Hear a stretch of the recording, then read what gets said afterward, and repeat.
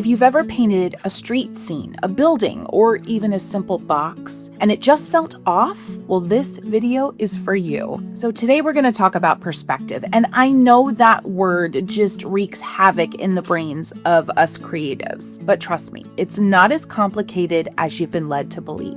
Or at least it doesn't have to be. I've been working from a book called Perspective Made Easy, and it's genuinely one of the clearest books on the subject that I have ever found. And you can trust me on this because perspective and being exact does not come easy to me. It's something I have to work at. By the end of this video, you're going to understand horizon line, vanishing point, and 1-point perspective, and how to apply it all in a watercolor format. So let's get into this. Perspective is just the way your eye perceives space. And that sounds really abstract, so let me help you out a little bit. Things that are far away look smaller. Lines that run away from you as the viewer seem to converge in the distance. So they come together to a point. So we're not actually learning something terribly foreign here. We're learning how to trust what our eye already sees, how to trust what we already know and put it on paper. All right, more on the horizon line. It's sometimes called an eye level line, and I didn't really know that until I read this book. It's the line that represents exactly where your eyes are in relation to the scene. If you're standing on a beach, the horizon line is where the ocean meets the sky. Here's the thing Norling really hammers home.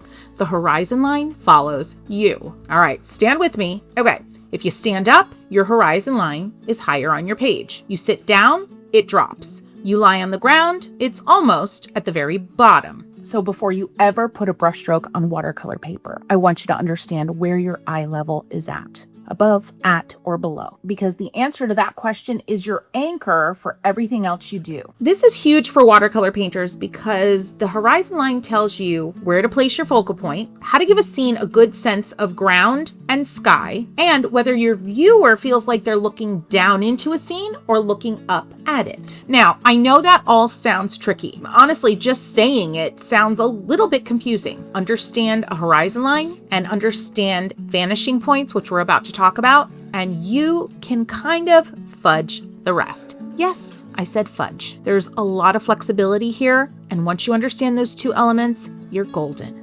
All right, now we get to the fun part. Now that you understand the horizon line, we get to understand vanishing points. And I find this the most satisfying aspect of learning perspective, because once you kind of understand what a vanishing point is and how to accomplish one simply on the paper, it gets really exciting and very, very satisfying, because all of a sudden you can create a convincing scene, and you can even do it with buildings and different structures. Once you have your horizon line, you're ready to understand a vanishing point. It's simply the spot on the horizon line where parallel lines appear to meet in the distance. Think about a long straight road, or even maybe a meandering brook or a river. The edges of the road seem to come together far ahead of you. They meet at a single point, even though we know in real life they're kind of parallel, right? Yeah, that's your vanishing point. And that is all you need to get a convincing sense of depth in a landscape or cityscape or beachscape. You get the drill type of scene. 1-point perspective means that there's only one vanishing point. It's the simplest form of perspective, and it's all we're going to focus on today, because really, once you understand that, understanding all of the rest is a lot simpler. So think about a road or a path leading in the distance, a row of buildings on a street, an interior room, a hallway or a tunnel, a river or a canal. They all can be accurately and successfully and convincingly rendered with one vanishing point. All of this can actually come in handy in a big way if you want to get into travel sketching. And friends, let me tell you, I've gotten into travel sketching over the last year and a half, and I don't practice much more than a single vanishing point in most of my drawings. And I'm quite happy with my progress. All this time, friends, I've been sketching and showing you ideas of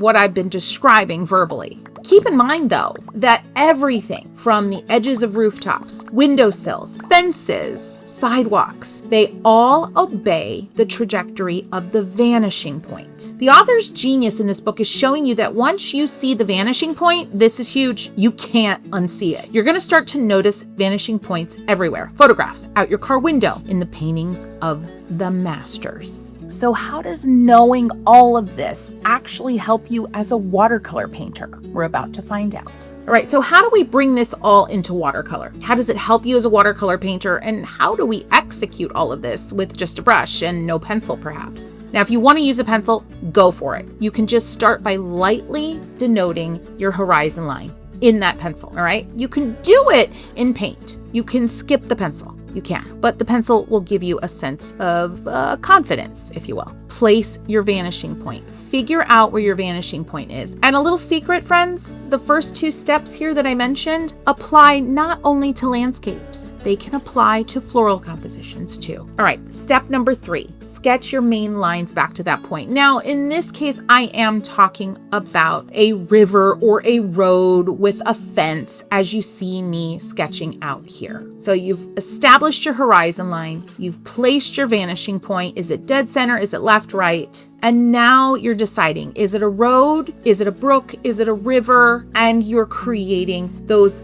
main lines that disappear back to your vanishing point. You want to add a structure? I did a little barn here. You're following the same guidelines. Now, once that's all established, you just paint freely. Step 5, paint freely within the structure you've just created. This is where watercolor shines. You can have a blast because once your perspective bones are in place, you can let your washes flow. You can go all crazy on wet and let the edges soften because the structure underneath is holding it all together. Understanding even the very basics of perspective can give you enormous levels of confidence. You'll stop second guessing why something looks wrong because you understand the logic behind why it doesn't feel quite right. And then once you've got it all figured out and established, watercolor gets to do what it does best. It brings the joy. Friends, I hope you've enjoyed this. I'm wishing you all sorts of happy painting, perspective, sketching. Until next time.